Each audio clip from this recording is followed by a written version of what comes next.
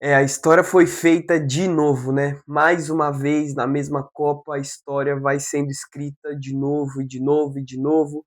E essa é a Copa da história, né?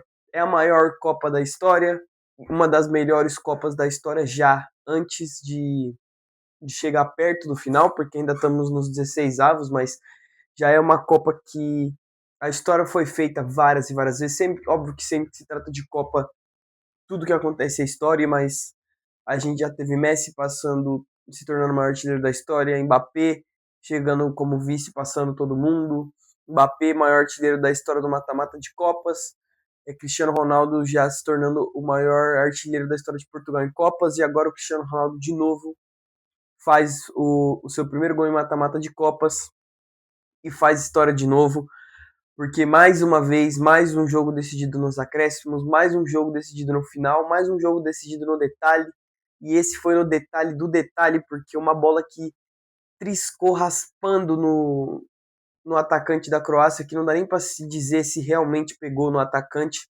decidiu um jogo que, se vai para prorrogação, ia ficar mais louco ainda, né? Ontem a gente já teve uma virada histórica da Bélgica. Em 5 minutos a Bélgica empata o jogo, leva para a prorrogação e vira. E agora a gente acabou de ter, né, de novo, outro jogo histórico, onde Portugal sai perdendo por 1-0, vira nos últimos minutos do jogo, nos acréscimos, e nos acréscimos mesmo, a Croácia empata o jogo de novo e vai levando para a prorrogação até que anula o gol por um trisquinho de fio de cabelo, que, pelo que a tecnologia disse, pegou no atacante da Croácia, e aí ele interferiu no lance e, e anularam o gol da Croácia, né? Cara, é uma loucura o que tá acontecendo nessa Copa. De novo, o futebol em sua essência, né? A gente fala que muita gente vai ficar falando do saudosismo, vai ficar falando que antigamente o futebol era melhor, mas a gente teve essa Copa espetacular, a gente tá tendo. A gente teve na última Copa o maior jogo da história do futebol, que foi a final da Copa do Mundo, com 3-3, 3 gols do Mbappé, 2 gols do Messi, o Messi se sagrando campeão da sua primeira Copa, e talvez a única, não sabemos, né? Então, assim, a gente teve recentemente as finais de Champions, que foram bizarramente históricas, assim, Barcelona e Inter. Agora a gente teve, de novo, um Bayern e PSG incrível de se assistir. Então, enfim, voltei. De novo a história sendo escrita, né? Mais uma vez, a gente já teve finais de Champions históricas recentemente, semifinais de Champions malucas, né? Que a gente teve nas últimas 2 temporadas, e o futebol vai se reinventando e vai melhorando, e obviamente o esporte não vai piorando, né? Só existe uma coisa que tem, e daqui a pouco, daqui a alguns anos, eu vou ser o saudosista falando que na minha época era melhor, porque eu vi Messi e Cristiano. Então, assim, isso sempre acontece, né? Então, e eu vou me orgulhar, vou ser um saudosista orgulhoso de falar: eu vi Cristiano Ronaldo e eu vi Messi e vocês não viram, então vocês não podem falar o que é futebol, porque eu vi esses caras, eu vi o Neymar. Então, assim, eu vou ser esse cara e você com orgulho, não me importo, né? Porque é o roteiro da vida, né? Não tem jeito. O meu pai vai falar que o dele era melhor, meu avô vai falar que o dele era melhor, e eu vou falar que o meu era melhor daqui pra frente. Então, como eu já disse, a gente vai ter que apreciar para falar lá na frente que a gente estava aqui. E que isso mesmo é o futebol de verdade, né? Por mais que o futebol vá evoluindo, como sempre evoluiu. Sobre o jogo, Portugal, ele começa o jogo bem mal, né? Muito mal no geral, não cria nada, né? De novo, um jogo de tocadinha de bola, só que tomando pressão da Croácia, assim, não conseguia criar grandes chances. Teve uma bola no travessão do Rafael Leão em uma jogada individual ali, mas assim, nada de muito assustador da equipe de Portugal, não vinha martelando, não vinha maturando o gol. Até que sai o gol do Cristiano Ronaldo e ele é anulado por um pouquinho, né? Mas antes disso, obviamente, a Croácia abre o placar e aí a seleção portuguesa fica com mais medo ainda, né? Fica com mais em choque em busca do resultado ainda, porque eles saem atrás e não estão jogando bem, não estão jogando melhor. A Croácia cresce com gol, começa a chegar mais vezes e aí a equipe de Portugal fica maluca, né? A Croácia faz mais um gol e é anulado, porque o jogador da Croácia estava impedido, estava realmente muito impedido, mas deixa Portugal ainda mais em estado de choque. E aí tem o gol do Cristiano Ronaldo, que ele também estava impedido e foi anulado, mas dá uma melhorada no astral de Portugal, né? Portugal volta pro jogo. E aí num escanteio que a própria Croácia entregou, o jogador da Croácia faz um pênalti muito bobo, e aí é ele, né? E aí a estrela do astro brilha e sempre vai brilhar, né? Por mais que a gente zoe e fale que o Messi isso e o Cristiano Ronaldo não sei o que, faz as brincadeiras, mas na hora de falar sério tem que falar sério e assim, ele é ele, né, cara? Ele é o Cristiano Ronaldo, é um dos caras mais decisivos da história. Então você não pode nunca descartar que esse cara vai fazer alguma coisa ou que ele vai sumir, por mais que ele esteja apagado no jogo, o jogo inteiro parado, não conseguindo pegar na bola, não conseguindo desempenhar uma bola que sobre. Ele vai conseguir fazer o gol igual ele fez, mas estava anulado.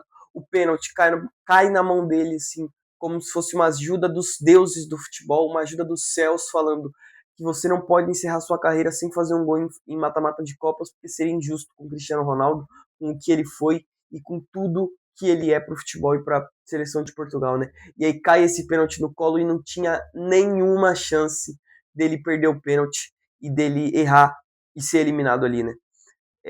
Acho que de ser eliminado, óbvio que sim, mas dele errar aquele pênalti não tinha nenhuma chance, porque já estava escrito que ele ia fazer isso, né? Já estava escrito porque Cristiano Ronaldo também merece. Não é só o Messi que merece.